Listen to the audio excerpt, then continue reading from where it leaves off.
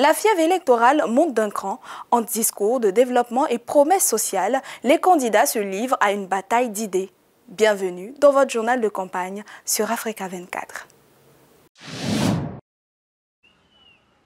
En Guinée-Bissau, la présidentielle du 23 novembre 2025 prend un tournant décisif avec l'émergence de Fernando Dias da Costa, candidat indépendant désormais considéré comme l'un des principaux adversaires du président sortant Umaro Sissoko Embalo, soutenu par la coalition Petera Ranka, par le P, GC et par Domingo Sinoes Pereira écarté de la course. Il s'oppose comme une figure centrale du scrutin et un pôle de ralliement pour une partie de l'opposition. Je me présente, Fernando Dias da Costa, juriste et candidat du peuple à l'élection présidentielle du 23 novembre 2025 sous le slogan « Pour une Guinée-Bissau stable, prospère et inclusive ». Je m'adresse à tous les Guinéens, du sud au nord, de l'est à l'ouest, avec la conviction que notre destin collectif ne doit pas être condamné à l'instabilité et à l'insécurité.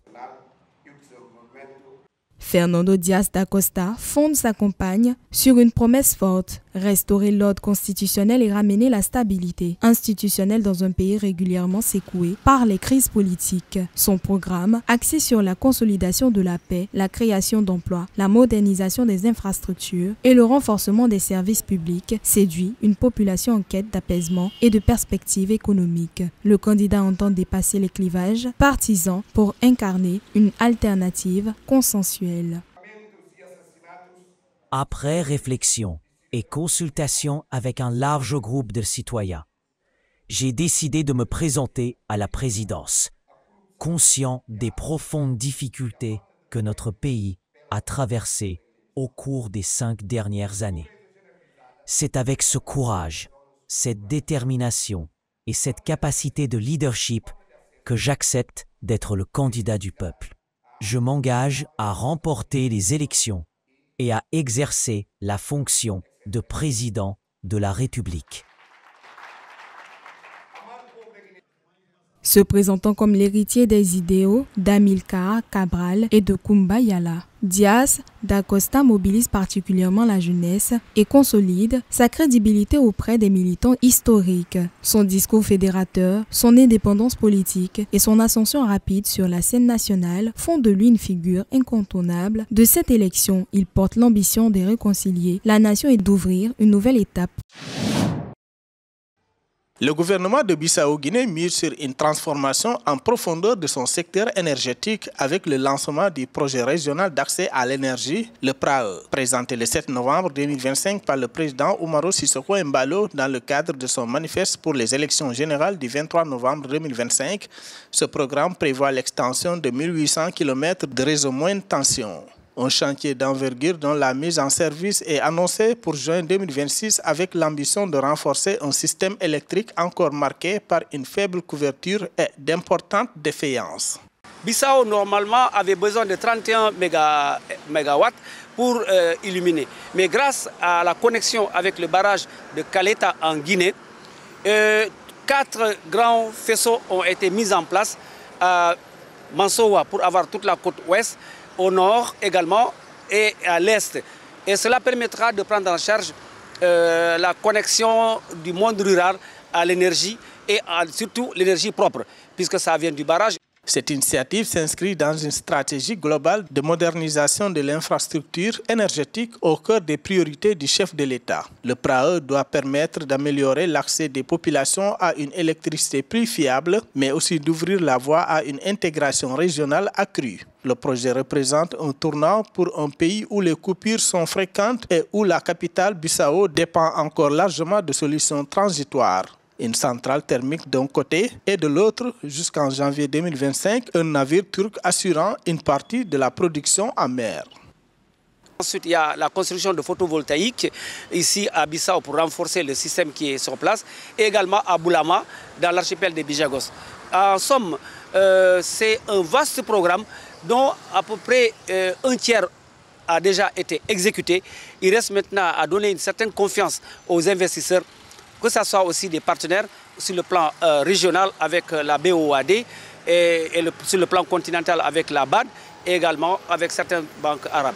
En parallèle, la transition vers les énergies renouvelables progresse. En octobre 2025, le Fonds pour l'énergie durable en Afrique a accordé une subvention de $2 millions pour la construction d'une centrale hydroélectrique de 20 MW à Saltino, une infrastructure stratégique alignée sur l'initiative mondiale Énergie durable pour tous, qui vise à doubler la part des énergies propres d'ici 2030. À terme, une nouvelle capacité devrait réduire la dépendance aux sources thermiques et renforcer la sécurité énergétique du pays.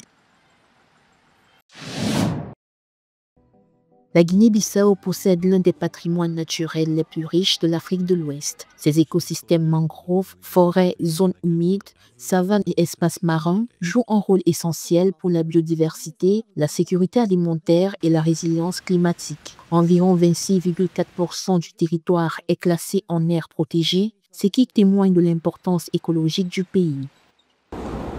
Nous cherchons à établir une nouvelle protection pour notre projet de produits stratégiques afin de renforcer la souveraineté économique et préserver notre écosystème. Des mangroves, couvrant 338 652 hectares, sont un écosystème emblématique, mais leur dégradation s'accélère. Plus de 70% du territoire est forestier, dont 45% de forêt primaire. D'après les chiffres officiels, environ 80 000 hectares disparaissent chaque année à cause de l'agriculture itinérante, de la production de charbon de bois et des plantations de cajou, entraînant fragmentation des habitats et dégradation des sols. Cette protection combinera des mesures technologiques, juridiques, économiques et écologiques, garantissant la sécurité des savoir-faire, la durabilité des ressources et la compétitivité du projet à long terme. La Guinée-Bissau, située sur la côte atlantique, est très vulnérable au changement climatique avec érosion côtière et intrusion saline menaçant villages, rizières et mangroves. En 2024, 224 hectares de mangroves ont été restaurés dans le parc de Rio Cache dans le cadre du plan national de la Global Mangrove Alliance. Le pays se classe 112e au rang mondial selon l'Environmental Performance Index 2024.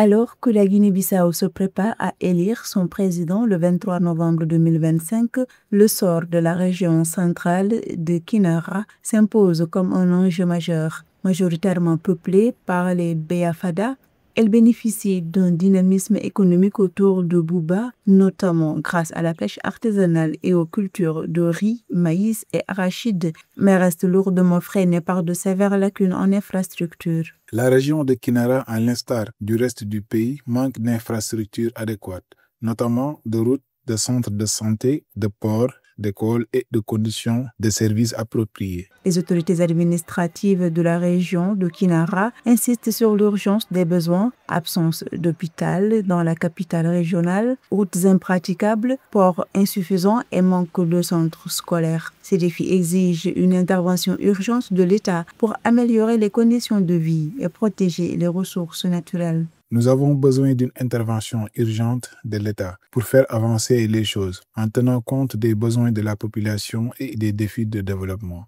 Il faut rétablir l'autonomie financière des régions afin que les recettes collectées localement puissent être réinvesties dans les projets de développement régional. Pour sortir du dilemme du développement, le futur pouvoir bissau-guinéen devra impérativement concilier la croissance économique, la protection des ressources naturelles et un accès équitable aux services de base, répondant ainsi aux attentes d'un avenir durable pour cette zone stratégique.